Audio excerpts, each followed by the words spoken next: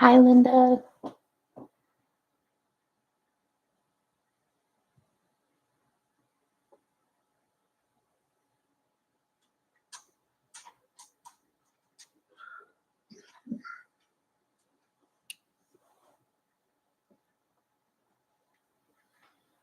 I'm just getting the link so I can post it in the group real quick, and then we'll get started.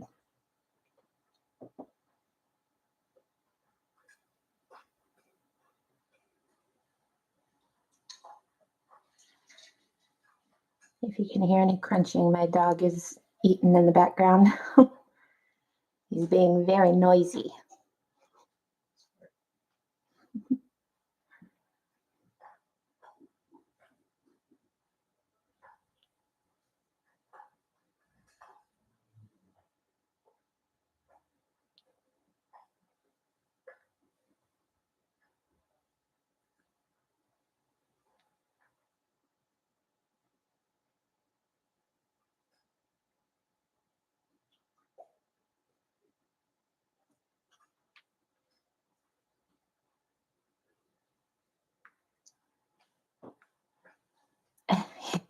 He is a very happy pup. He's a very round and plump pup.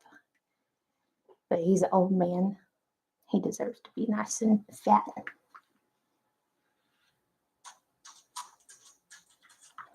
And thank you. I am feeling a lot better today. And I saw that your husband had surgery. I hope he's doing well. Hi, Jessie. Okay.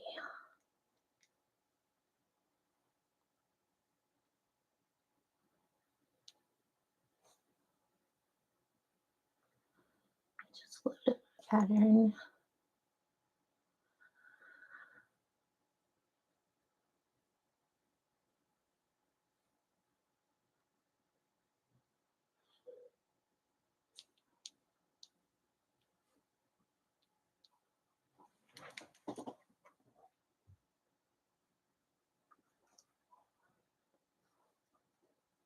Yeah, I imagine. Surgery is always scary, so you rarely get sleep that day before.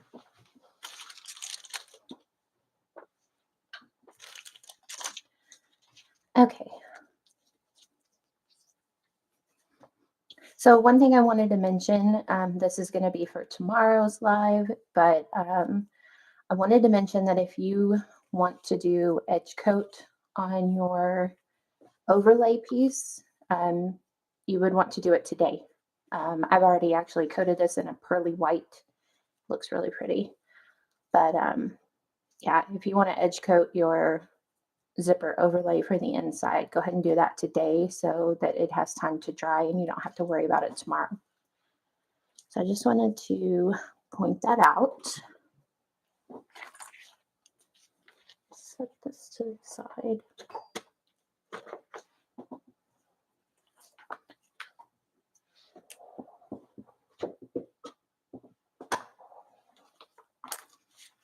Okay, so today we're going to do the base, and then we are going to assemble the entire exterior. Okay, so your base pattern, let me see if I can find it. Oh, everybody's making lots of noise outside now. The pattern piece for the base has the little purse feet markings, so you'll want to transfer that, and then you also want to mark out, according to the directions, a box that you're going to sew around it. And you want to sew that first, so you make sure that you don't run over your purse feet or have an issue getting too close to them or anything like that. And that just kind of locks in your stabilizer here. I have 2 layers of Decaville Light because that's what I have. I don't have any heavy right now. So I just put 2, and I'm actually using a real thick marine vinyl for the bottom because this bag is going to be carrying a lot of weight. So I wanted the base to be nice and sturdy. So it's a pretty hefty. So, all right. And I oiled up my machine, so hopefully we don't have any issues today with it being weird. Okay, so I'm just going to stitch this on. Actually, I really want to do this from the front side. I'm going to go ahead and redraw it on the front. I would rather have it the top stitching instead of the bobbin. So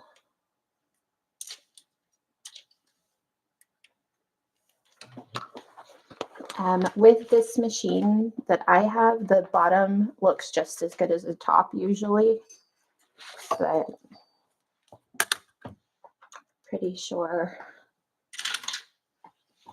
it would mess up if I tried to do it. It would make a fool out of me. So I'm just going to use my chalk marker and mark that box back out.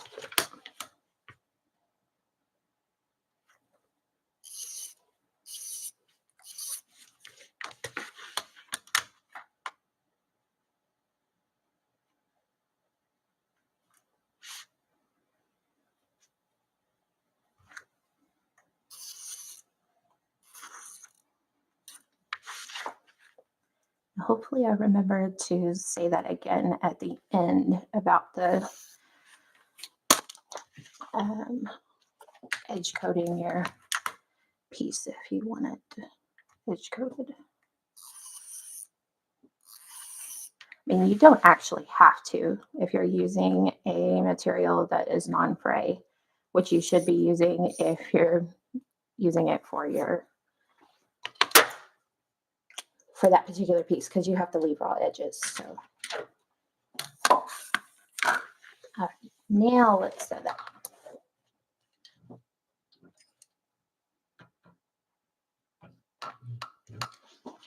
And this is another reason why it's really important, if you're going to be doing it from the top, that you want to do it before putting in your purse feet, because you wouldn't be able to see where the little tines of your purse feet are.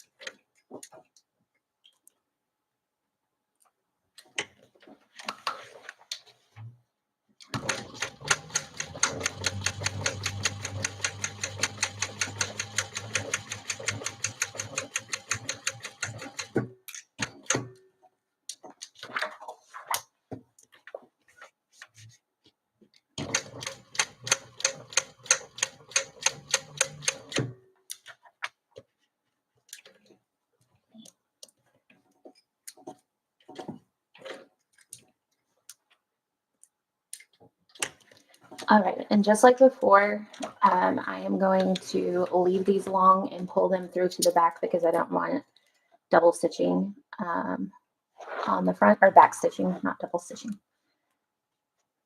So I'm going to leave the tails long, and then pull them through to the back.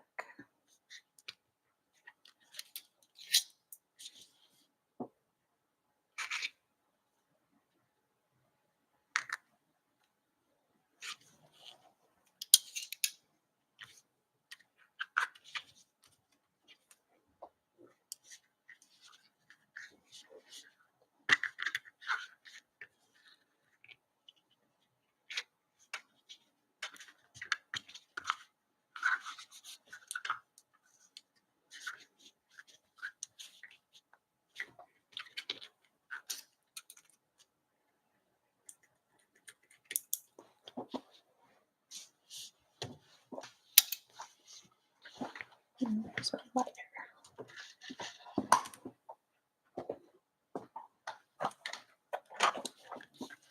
All right, so just tie those off in a double knot and then melt that down. And now I'll just take my sleeve and get that chalk off, and you have a beautiful base. All right, so let's put the purse feet in. I'm actually going to, give me just 1 second. I'm going to go get my scalpel.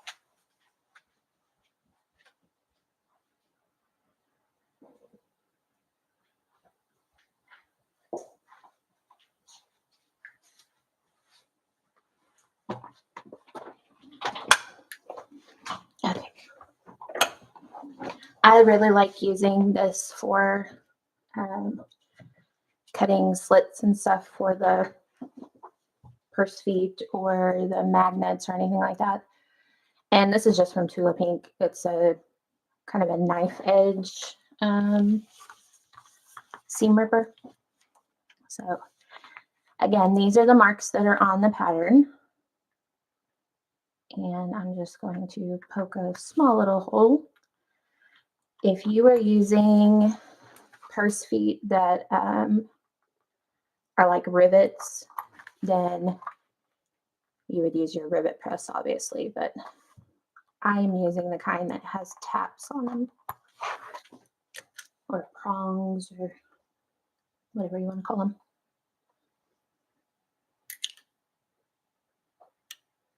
My little magnets are full up here of bobbins. That's not going to stay. Okay, so my purse feet are from mormino.com.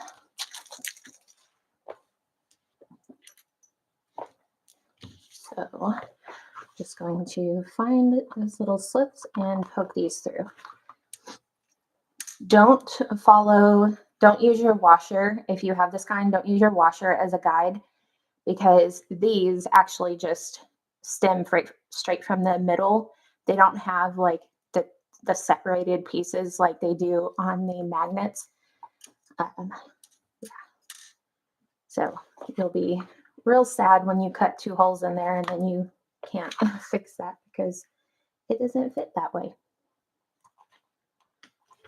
Ask me how I know.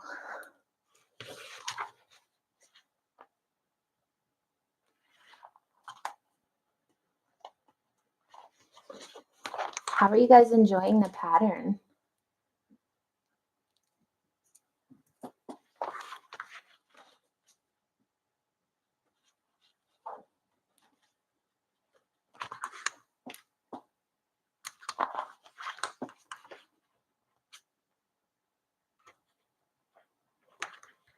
Good. I think it's such a fun pattern.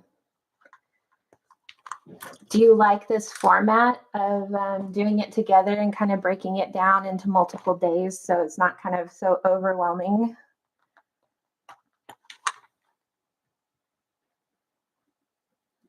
Aw.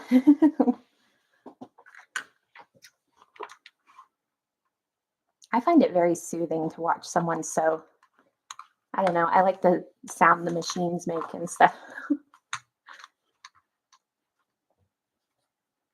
Awesome, Linda. I'm very glad. I'm very glad. That was kind of my idea for doing this one in particular, because there are some kind of unique features to it that maybe maybe you haven't tried before, or some things that just look kind of intimidating. And I'm glad that breaking it down like this is helpful.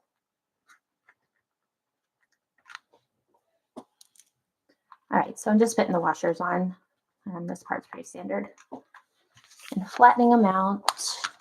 And I did bring down my duct tape today, and I'm definitely going to put a good amount over the top of these, because these can have a tendency to kind of unfold themselves and pull out.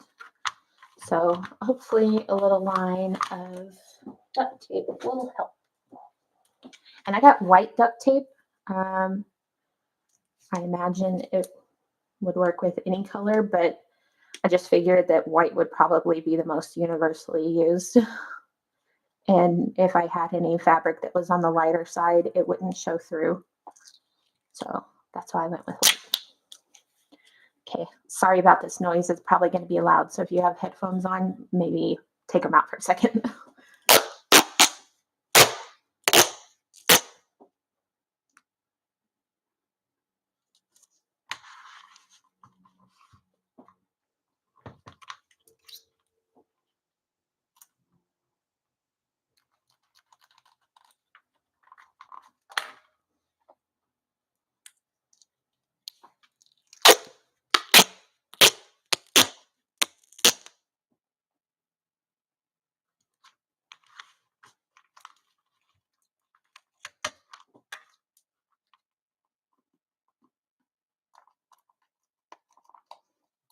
I am going to keep it out of the seams because I don't know if my machine would really like sewing over this. So,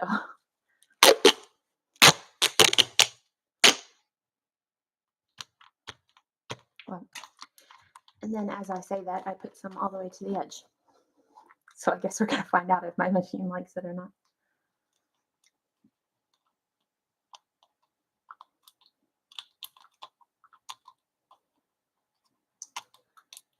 These snips don't.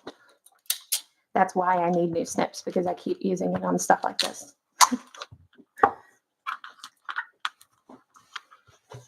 Okay, and then I'm just going to kind of rub it against my table to kind of really push that tape down into place. And also friction creates heat, so it can kind of soften that glue up and kind of bond it a little bit better. Little science fact. Okay, so that's looking pretty good. That's not going to rub through any of my interior fabric or anything like that. Okay. Now we're going to assemble the entire outside.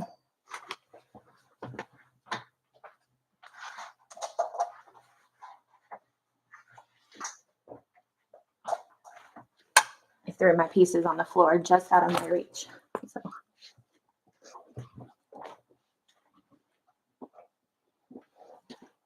Work with me, chair. Okay, so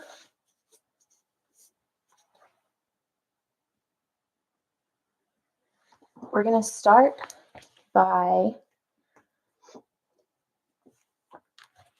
taking the back panel piece and the base.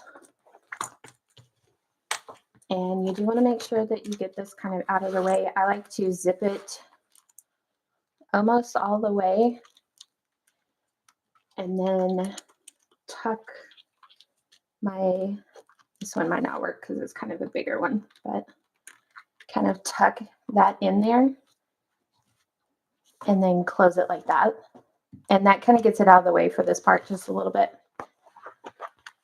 And then we're going to put the base. We're just going to line this up and stitch straight across at a 3/8 inch, I believe. Yes, 3/8.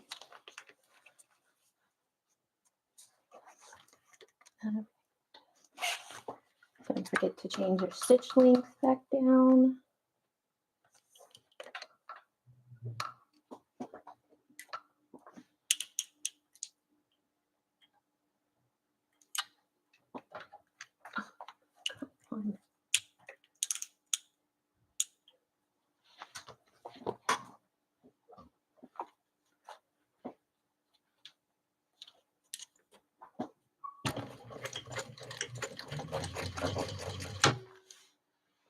That's too small.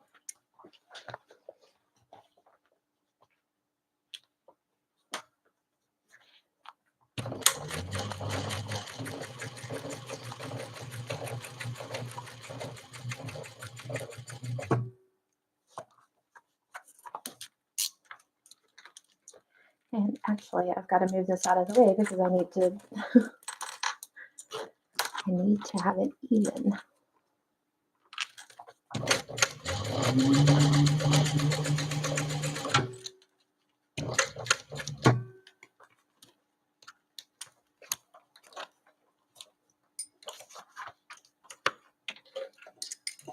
make sure you have your needle down before you go and try to move your zipper pull out of the way, or you'll lose your spot.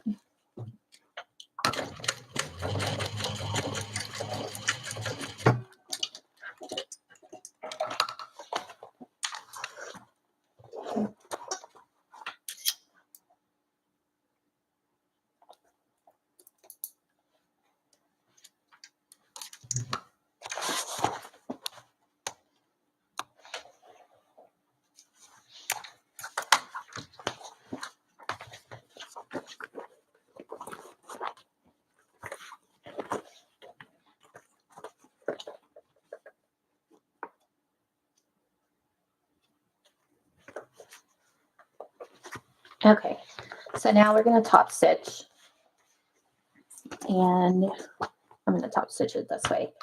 And you want to fold your seam allowance here. You want it to be under your base piece.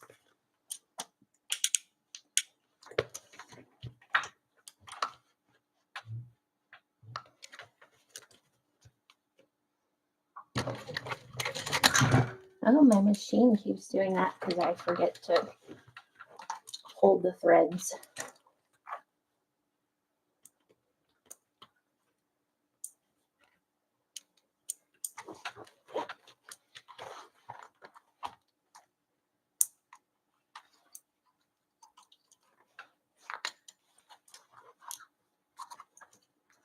With these, if you don't hold the threads, it likes to suck it back down inside the machine, and then it gets wrapped around the bobbin thing. So you either need to leave them really, really long, or you need to hold them down when you're doing your first couple of stitches. And of course, I always forget that.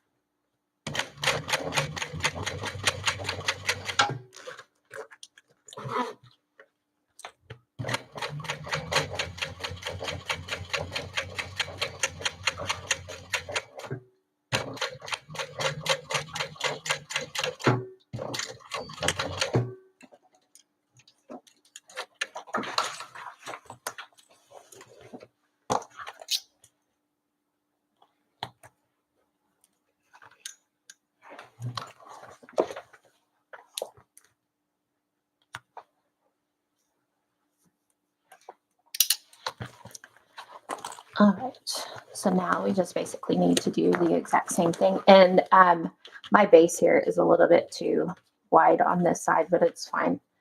Like I said, I usually just kind of trace out my pattern onto my pattern piece onto my fabric and then kind of rough cut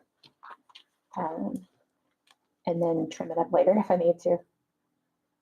So, but what I will do is, so this side is the little bit longer, maybe like a 1/4 of an inch. I will make this one line all the way up perfect, and you can kind of see it's a little long on this side too. So just whatever side you have that's a little bit longer comes past your seam a little bit for your other raw edges.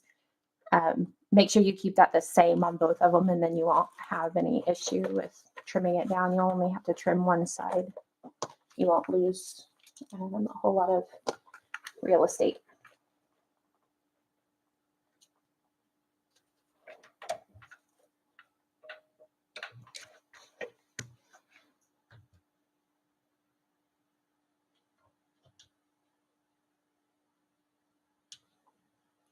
I'm sorry, I have to sneeze.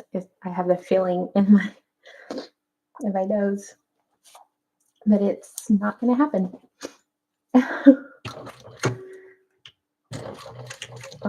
Change your stitch length back.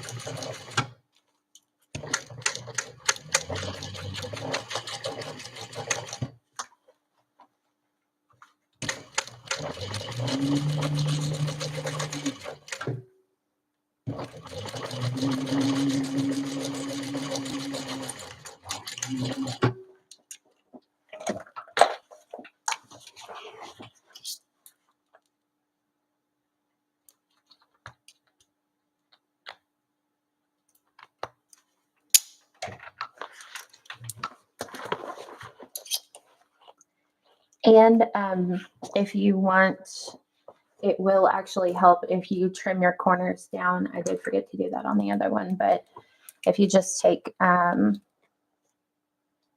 little snips and cut your corners off, it'll help with the bulk in your seams. So probably best if you do that.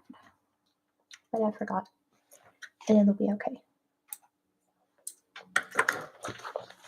All right, so same thing, just the other side.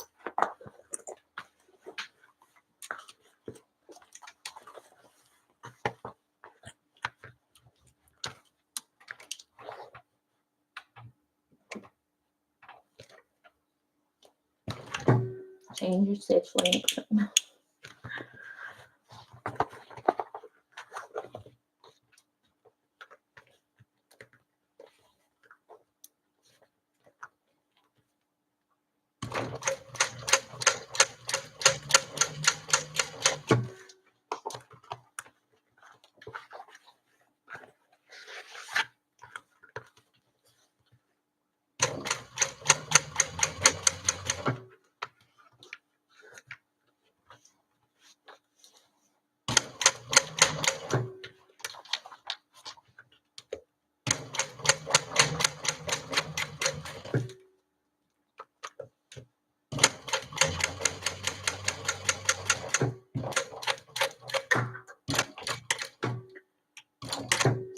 Okay, now I am actually going to also come over and I'm going to do a line of top stitching just here. I don't know, I feel like it kind of matches what is going on this side. So I'm just going to do a quick decorative top stitch right there. You can totally leave that out if you want to, but I'm going to put it on there. And I need to loosen the tension because that's just a single layer there.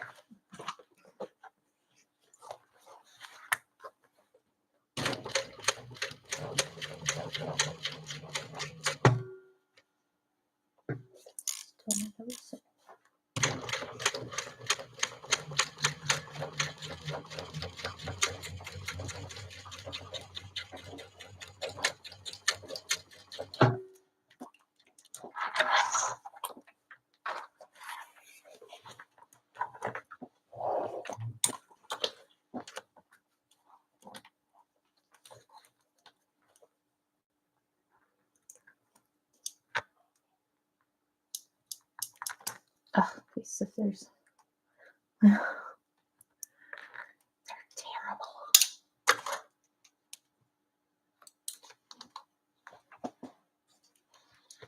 All right, and I am going to melt those down a little bit. Okay, so I did not backstitch like you should. That one melted to my finger.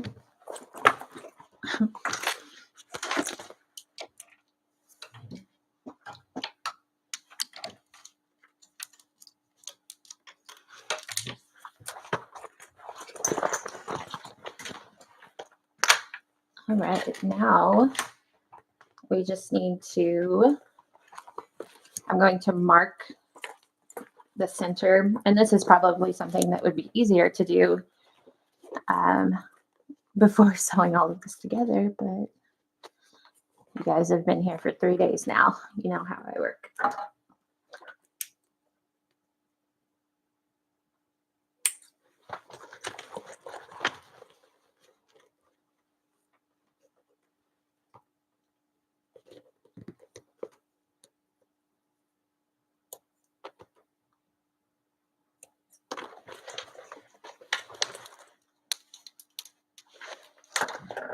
All right, and these side panels are not meant to go all the way up to the top. So there's actually a measurement in the pattern that tells you how far to measure down to make sure that you're putting it at the right distance. But I find if you just start by, oops, not that way, this way, start right here and then work your way up each side, it works out really well. So that's what I'm going to do. And I always like to start by putting a clip right where my center marks are, and then one on each side. Oh, that's not a clip, that's a foot.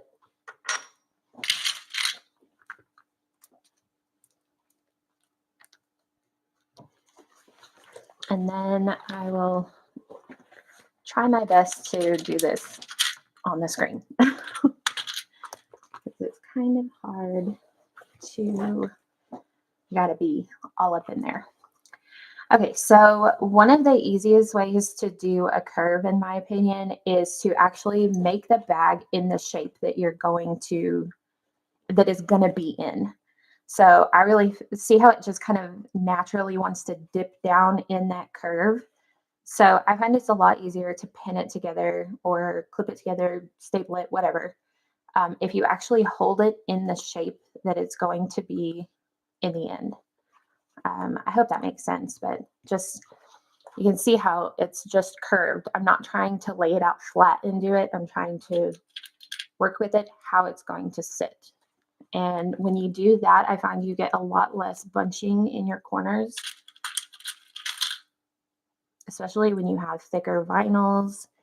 You have a lot going on.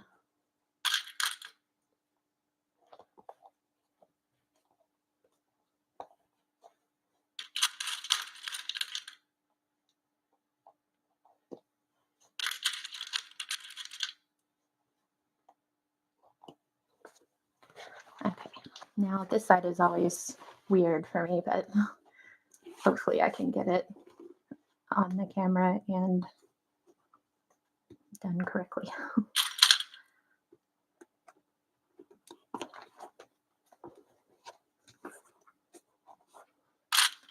Do you guys do that? Do you have like a side of the bag that's easier for you to work on than the other side?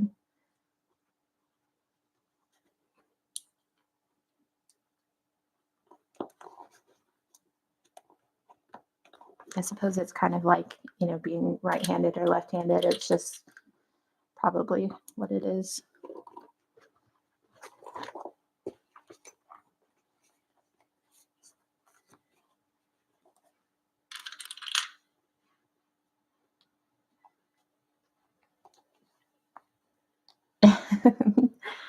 Nope, you most certainly are not.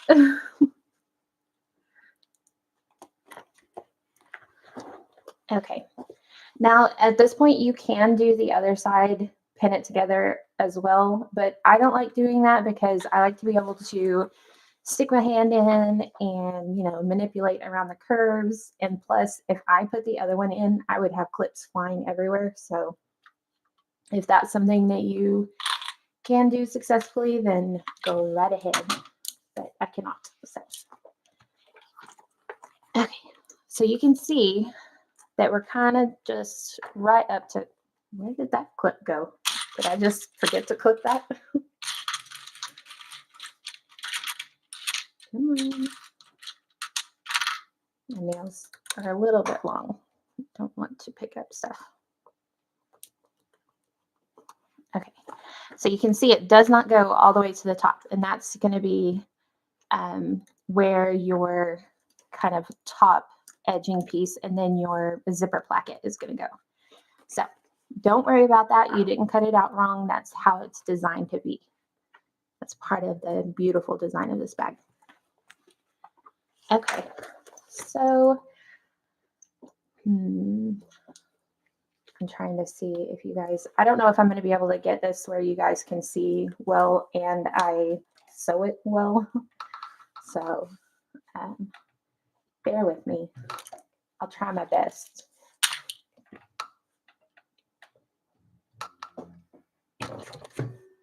Switch your stitch length. It's the theme of the day, is forgetting that.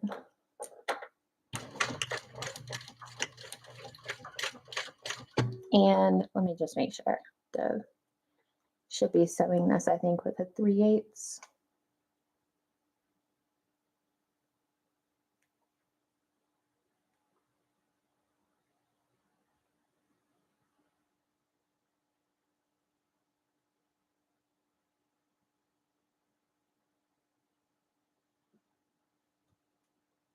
No, a 1/4 inch seam allowance,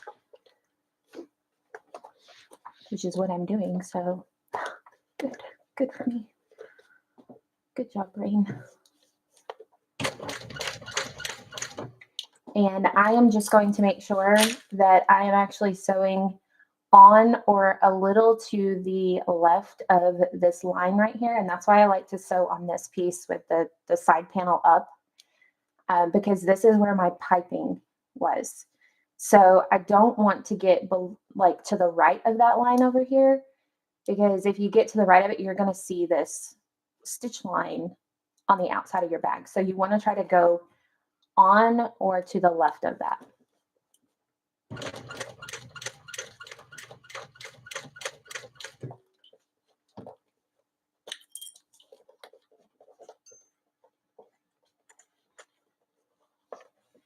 There, maybe that's an okay view. This light really does kind of make a glare, doesn't it?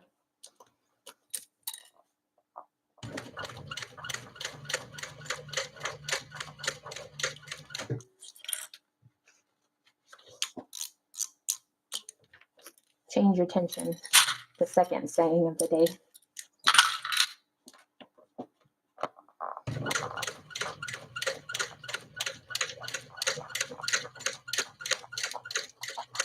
All right, so what I like to do is kind of sew all the way up to the curve until you can't sew straight anymore. And then I'm going to leave my needle down, and I'm going to lift up my presser foot. So I'm going to lift mine all the way up, and then I'm going to completely maneuver my bag to whatever way I can get it to lay flat, and give myself the flattest curve I can. And I can use my forceps tools here to hold that in place. You don't want to like pull it. So I never clamp onto my fabric. Well, that's not true. Sometimes I do, but not, you don't really want to do that because you don't want to rip your fabric out. So I just kind of use the tip of it, the little nose point here, and just kind of hold it in place. Take a few stitches, readjust, a few more stitches. I'm going to lower my needle, and I'm going to readjust my fabric again. Going slow and readjusting your fabric 15,000 times is the best way to get a good corner.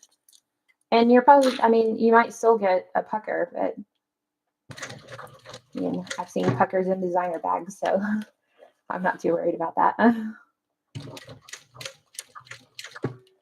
I mean, of course, you want to try not to do it as much as you want to, because we all want it to be perfect. But, and see, this is another reason I didn't want to do the second side, because now I can lay this out completely flat and make it a lot easier on myself. Otherwise, I would just be fighting that side.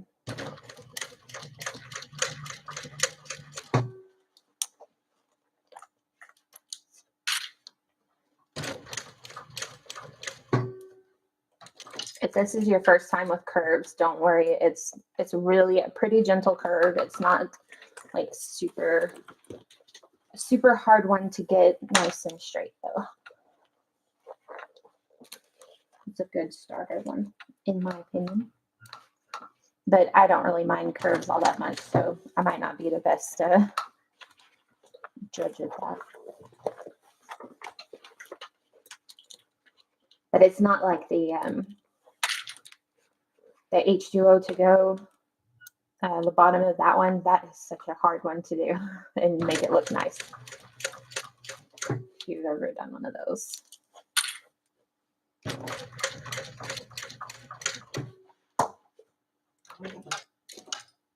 Before you lift your presser foot, always make sure your needle's down, especially if you have a machine like mine that does not automatically put it down for you.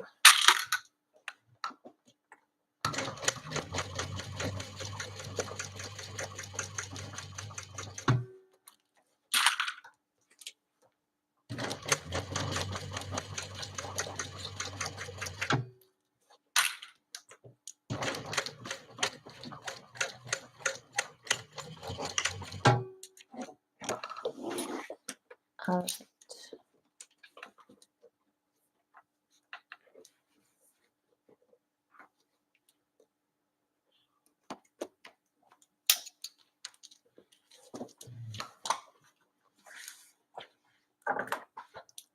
Gotta change those scissors.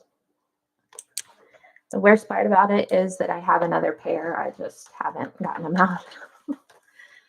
Okay, so I'm actually going to leave the zipper exactly like it is. I will melt it down just one more time, kind of, but I'm going to leave it sticking out like that. And you can see right here, my fabric shifted and I missed my corner. So that's good. I'll show you how I fix it because sometimes that happens. So I am just going to pick out this little bit right here. You could just take a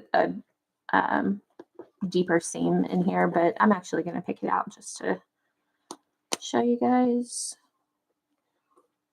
It's not something to stress about.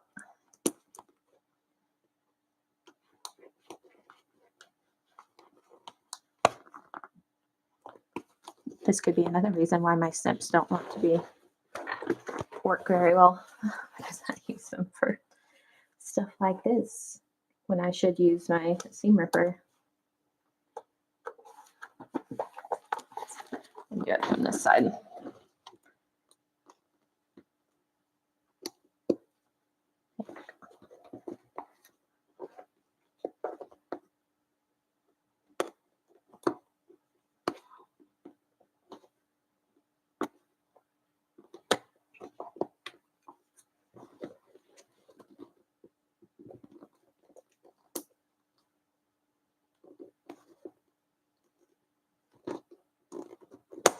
Come on.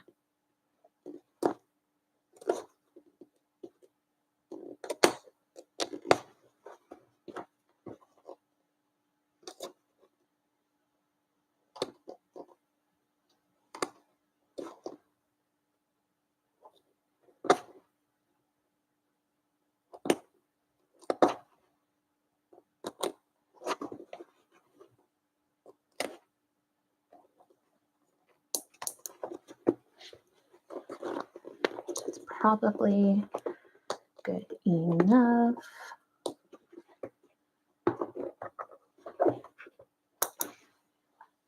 Okay.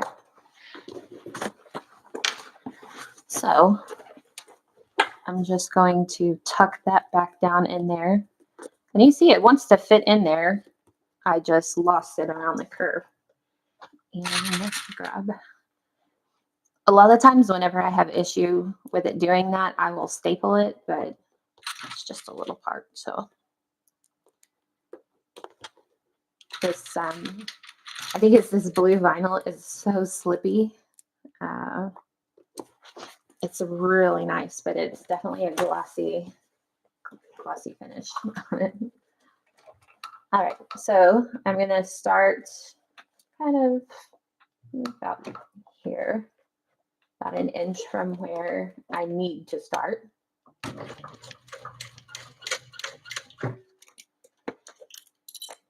And I'm going to use my tool here to really hold it together.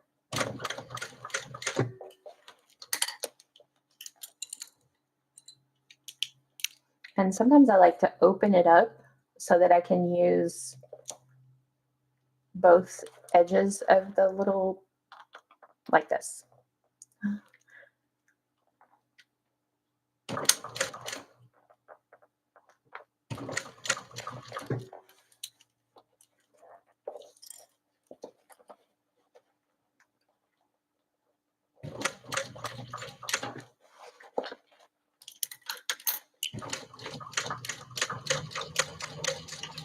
Then go past where you ripped out your stitches just to lock that back in place, and back stitch over that.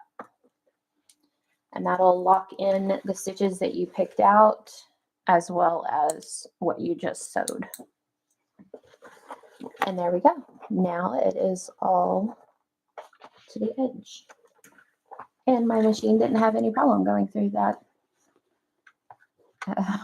to the duct tape. So that's good. All right, now I'm just going to trim off the edges here of my piping. And remember, if you were doing it the correct way, you wouldn't have the piping string in there.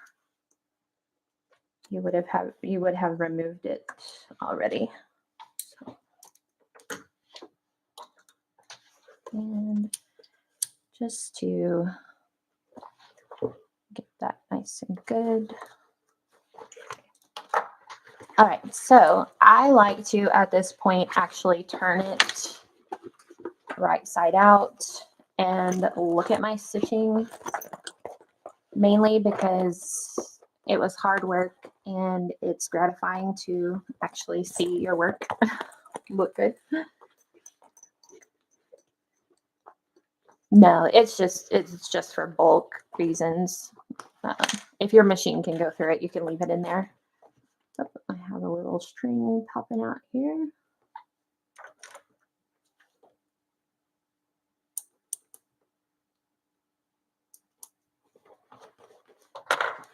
And there you go. You have a beautiful corner with that awesome piping. I just love it so much. This is such a beachy bag and I love it. You can see how nicely this box lines up on the bottom. Gives you nice structure with the interfacing that we put in there. Okay, now let's rinse and repeat and do the other side.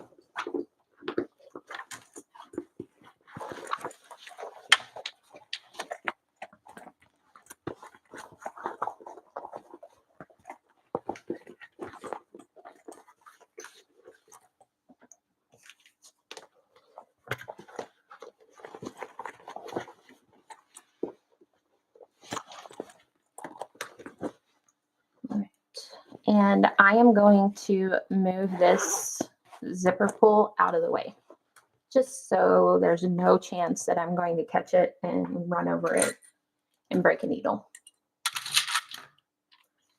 because that's not fun. All right, so again, line up your centers. Put there. I really find that one is not enough to keep it stable in that point. So that's why I do the 3. I feel like it keeps it really firm on there, no matter, you know, how much you're pulling and tugging. I mean, to a certain degree. All right, so just form that into the shape it's going to be.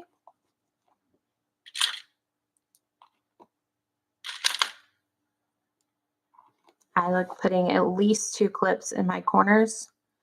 The more the merrier, in my opinion. This is one of the few things I actually do spend time clipping well. I really hate clipping. I always, before I started sewing bags, I made quilts and just clothes and all kinds of stuff like that, just on a regular sewing machine. And I always hated pinning stuff. I would always poke myself and be bleeding everywhere.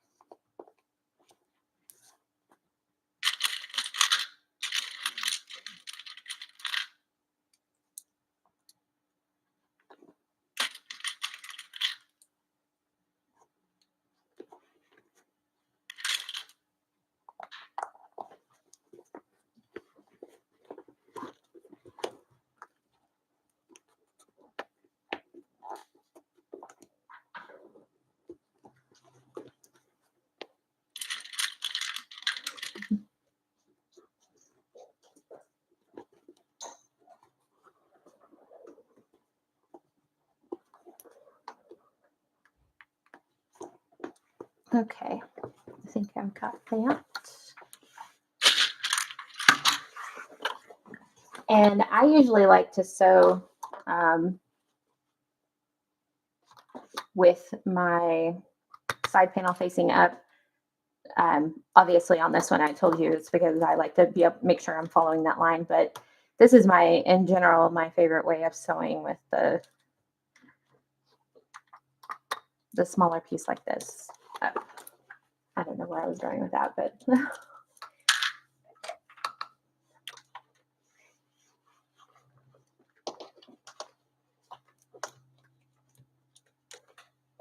I get distracted when people are moving around me.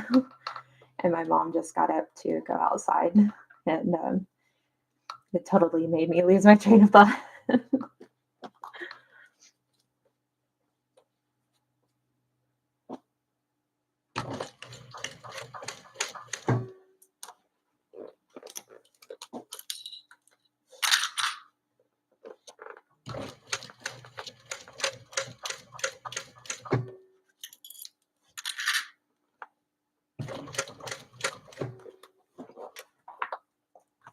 You, sir, are in the way.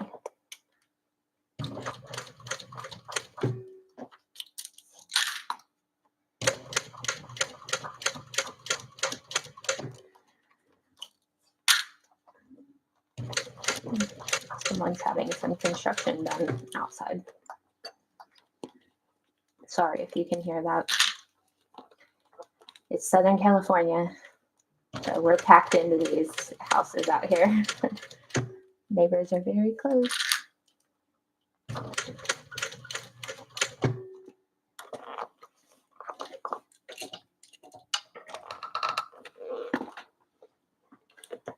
All right, so I reached the corner, and I'm just going to kind of rearrange the bulk of my fabric here. And that is slipping just like the other corner did, this exact same corner on the other side.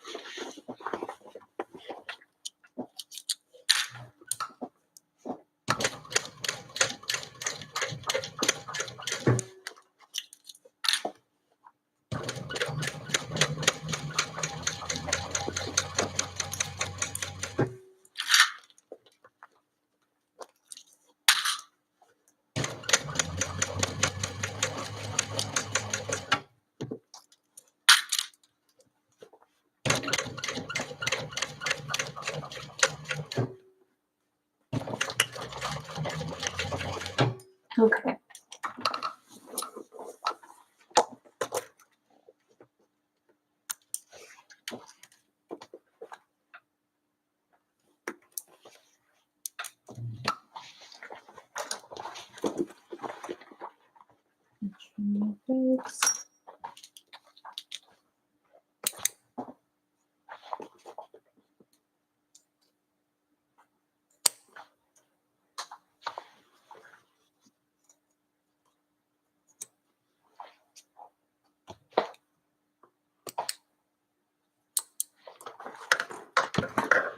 All right, now I'll check your corners, make sure everything is good. I went a little wonky right here, so I'm actually going to fix that so that it doesn't look weird on the outside. You don't have to fix that, but I'm going to.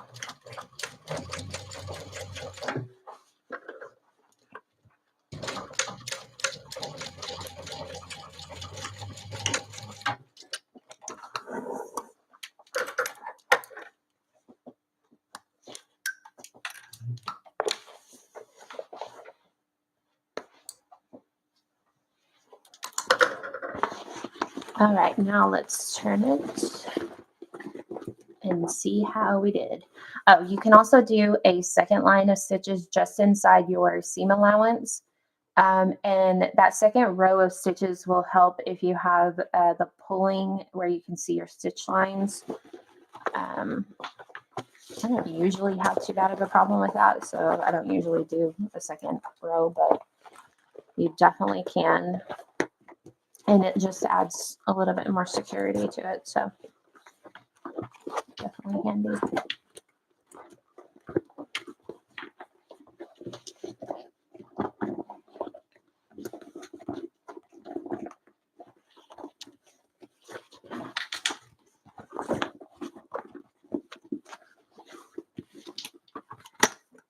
There we go. We have the outside of our bag. It looks so good.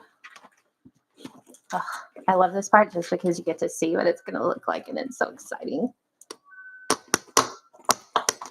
And I like making it dance. And I just think it's so cute because this looks like little eyeballs with glasses and then a mouth and a tongue. Cracks me up. All right, and so we have our slip pocket / trolley sleeve, our little tag. Me too. That's one of my favorite things. I love how it because then you can do that little accent piece, you know, with the bottom. So cool. Okay, so that's the exterior. I'm a little bit shorter of a live today because I have something I have to do this afternoon. So, but that's what we had planned for today. For tomorrow, we're going to just be doing the entire inside of the bag, and it's not really that difficult. It's just a lot of assembly that's exactly the same as this. And also, again, let me mention, if you were not here in the beginning, what did I do with my zipper pocket? Here we go. If you want to use a zipper placket and you want to edge coat, make sure you do that before tomorrow. I already edge coated mine. It's ready to go. But and you don't have to edge coat if you don't want to. I mean, if you're using a vinyl that isn't going to fray, you don't have to. But if you do want to edge coat, make sure you do that so that it's ready to go. I will already have installed the magnets on these pieces here for the exterior or the interior top part here. It has a magnetic clasp, and I'm going to go ahead and install that before tomorrow just so we can skip that. We've already done it on the back piece here, so same exact thing, just one on each side. Other than that, I will see you guys tomorrow. Do you have any questions?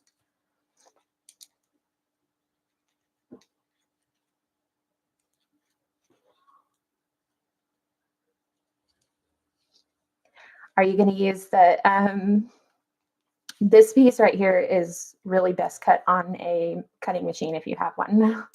I did mine by hand and it's not awesome, but the SVG file is included for it. You're welcome. Okay, guys, I will see you tomorrow. Don't forget to post your project progress photos. I can't wait to see everyone's completed exterior. And 2 more days. Lesson on edge coating. I can do a lesson on edge coating if you want. Do you want me to show you how to do it right now?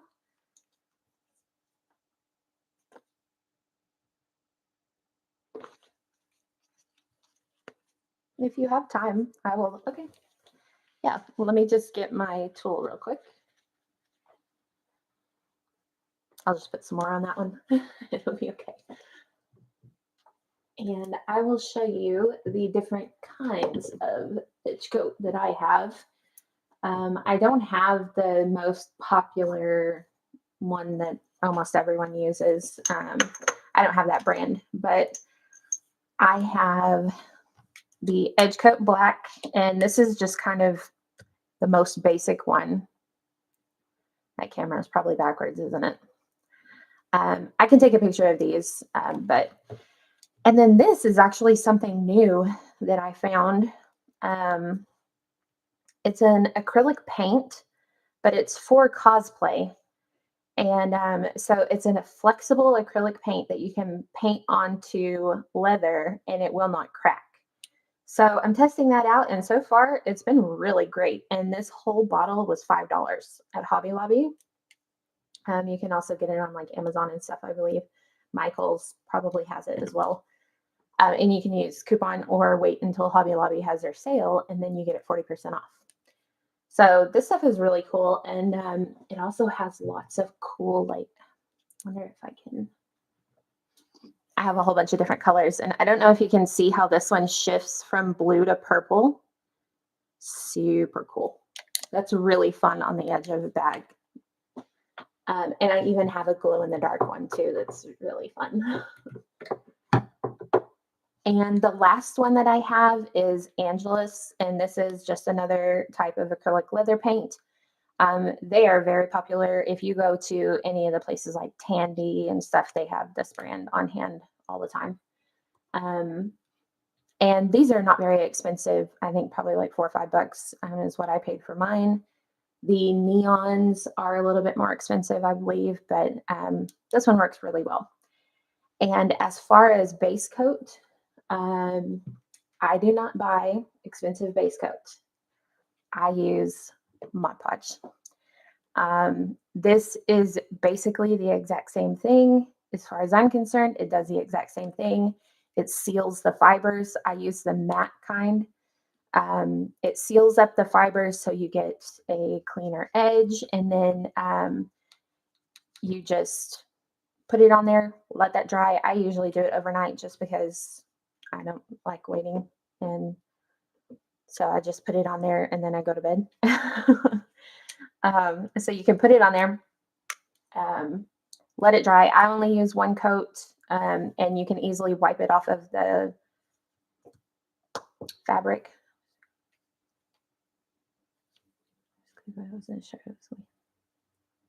Yeah, whatever works. But I mean, this is like consistency wise and everything. This is like the same thing. So I find that's very handy, and I always have that on hand for my tumblers that I do anyways. So the more things that you can use that work in different tasks is good in my book. Okay, so those are the different kinds. This one is a little thinner. Actually, both of these are a little thinner. This is a little thicker. You could water it down if you wanted to, but I don't. It just takes less coats because it's thicker and you get a nice bead on it. So the second thing you'll need, other than your paints of whatever variety, is this tool here. And it's just an edge roller. You can search edge coat tool on Amazon, and 100 of these will pop up. I think I paid like $5 for mine. It's not a super expensive one, and all it does is it has these little grooves on it that pick up your paint, and then you roll it along the edge of your project and it deposits a little bit of paint. And the grooves help it not puddle up too bad on one specific spot. All right. And I don't open them all the way. I just open a little bit, enough for me to get my And down there, you can see this is definitely a lot thicker, but like I said, I'm not worried about that. So I just kind of get a little bit on there. You can roll it if you want to kind of try to even it out some. I don't. And then you just very lightly roll across the edge of your project. And before you go too far, make sure you look at the front. And if you have any little bit of excess paint, just wipe it off now. It's helpful to have a paper towel right here by you when you're doing this. And then just keep going. And sometimes like it'll kind of pool at the end. So sometimes I'll dab it on and then I'll come with the back of my roller to kind of even it out. So you can just kind of dab it on and then kind of roll it out with the back end. And then just wipe it off. It's so much easier to get off now when it's still really wet. So, and then you just keep coating it. And then when you are ready to set your piece down, if you actually take little clips and just clip it along the edges. Now, if you have a leather that or a fabric that's going to hold on to those marks, you might not want to do it this way. You might just want to lay it down on like a towel or something or a scrap of paper. But you can put them there like that. And I'm going to need a couple more. This piece is long. And they will hold your piece up so that it can dry. And normally you would put more on there, but it'll hold your piece up so that it can dry up off of the table and not smear anywhere. So that's how you do edge coat. It's really not that hard. So what I would do is after your first coat, you are going to have to do multiple coats usually to get a nice finish. But that's where the base coat helps of the Mod Podge because it smooths it out so that it's not sucking up all the paint. It seals the fibers, like I said, so that the paint will sit on top of it and not soak in, which is really problematic on soft backings like this, where it's like a kind of almost a fuzzy, fleecy backing almost.